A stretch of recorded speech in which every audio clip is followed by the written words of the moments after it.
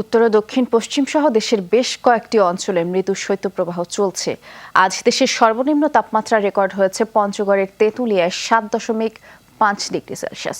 গোপালগঞ্জ, সীতাকুণ্ড, কুমিল্লা, মৌলভীবাজার, নওগাঁ, পঞ্চগড়, চুয়াডাঙ্গা অঞ্চলের উপর দিয়েই এই মৃদু শৈত্যপ্রবাহ বয়ে যাচ্ছে। দিনভর কুয়াশার চাদরে ঢাকা থাকছে প্রকৃতি এবং তীব্র শীতে সবচেয়ে বেশি ভোগান্তিতে খেটে খাওয়া আর ছিন্নমূল মানুষ। শীত বস্ত্রের অভাব তো আছেই, তার উপরে রোজগার না থাকায় খাবার জোটাতেও হিমশিম অবস্থা তাদের। তার উপরে হাসপাতালগুলোতেও শীতজনিত রোগীর সংখ্যা বাড়ছে। আবহাওয়া অধিদপ্তর জানিয়েছে আগামী সপ্তাহে আসছে আরেকটি শৈত্যপ্রবাহ, আর এ সময় তাপমাত্রা নেমে যেতে পারে 6 ডিগ্রি সেলসিয়াসে।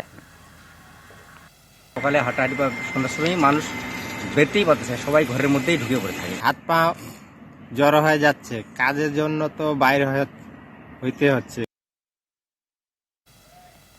আপনাদেরকে এবার পঞ্চগড় এবং চুয়াডাঙ্গা থেকে ঘুরিয়ে আনতে চাই। সহকর্মীরা জানাবেন সেখানে শীতের খবর। প্রথমে যাচ্ছি সহকর্মী এস.এ. মাহমুদ সেলিমের কাছে। তিনি পঞ্চগড় থেকে আমাদের সাথে যোগ দিয়েছেন। সেলিম, সব সময়ের মতো পঞ্চগড়ে সব থেকে বেশি শীত পড়ে, আজ 7.5 ডিগ্রি সেলসিয়াস। আগামী সপ্তাহে নাকি আরও একটি শৈত্যপ্রবাহ বয়ে যেতে পারে, অর্থাৎ বোঝাই যাচ্ছে প্রচণ্ড শীতে ছিন্নমূল মানুষ কষ্ট পাচ্ছে।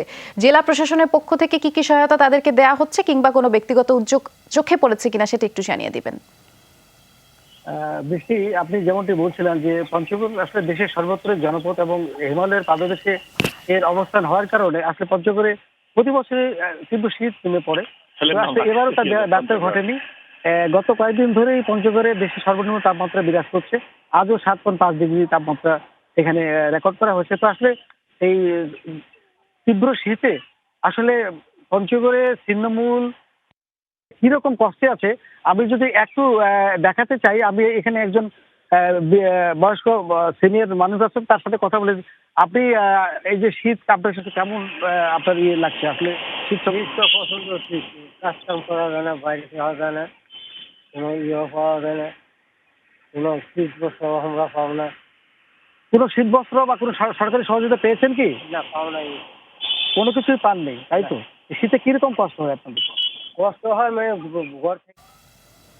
ধন্যবাদ। আপনার মাধ্যমে আমরা শুনছিলাম সেখানকার খবর। এবারে একটু আরিফুল ইসলামের কাছে যেতে চাচ্ছি, চুয়াডাঙ্গা থেকে আমাদের সাথে যুক্ত আছেন। আরিফ, আপনি নিশ্চয়ই শুনছিলেন, যদিও দর্শকদের দেখাতে পারিনি, তবে যেমনটি বুঝতে পারলাম সেলিম জানালো, একজনের সাথে কথাও বলছিলেন, প্রচন্ড শীতে ভুগছে পঞ্চগড়ের মানুষ। চুয়াডাঙ্গাতেও বেশ শীত পড়েছে, আপনি এর আগের সংবাদগুলোতেও জানিয়েছেন। একই প্রশ্ন আসলে ঘুরে ফিরে, দুস্থদের সহায়তায় প্রশাসনের পক্ষ থেকে কি উদ্যোগ দেখতে পাচ্ছেন কিংবা কেউ কোনো ব্যক্তি উদ্যোগে সহায়তা করছে কিনা মানুষদের?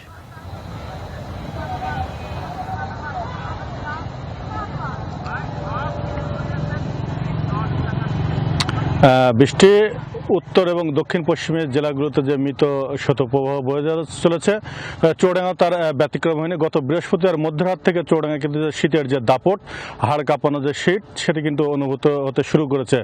আর শীত পড়ার সাথে সাথে কিন্তু শীতজনিত যে রোগের প্রকোপ, সেটি কিন্তু বেড়ে গেছে এবং শীতের কারণে কিন্তু যে ছিন্নমূল অসহায় মানুষের কথা আমরা পঞ্চগড় থেকে শুনছিলাম, একই চিত্র কিন্তু চুয়াডাঙ্গাতেও। অসংখ্য মানুষ কাজ পাচ্ছে না, যারা দিনমজুর, যারা অসহায়, তারা কিন্তু কাজ না পেয়ে চরম বিপাকে পড়েছে।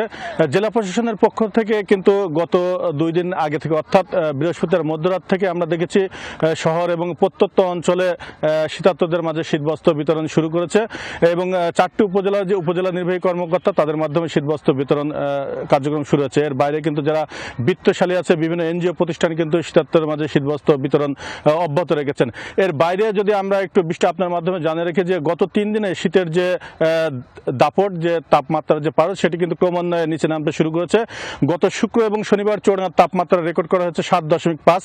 আজ কিন্তু কিছুটার উন্নতি হচ্ছে, আজকের তাপমাত্রা 9.6 ডিগ্রিতে উঠে দাঁড়াচ্ছে। তারপরও যে শীতের যে দাপট, সেটি কিন্তু অব্যাহত আছে। আমরা হাসপাতালে খোঁজ নিয়ে যেটি জেনেছি যে গত 3 দিনে অন্তত প্রায় 70 থেকে 80 জন রোগী এই শীতজনিত রোগে আক্রান্ত হাসপাতালগুলোতে ভর্তি হয়েছে। বৃষ্টি, অনেক ধন্যবাদ আরিফুল ইসলাম।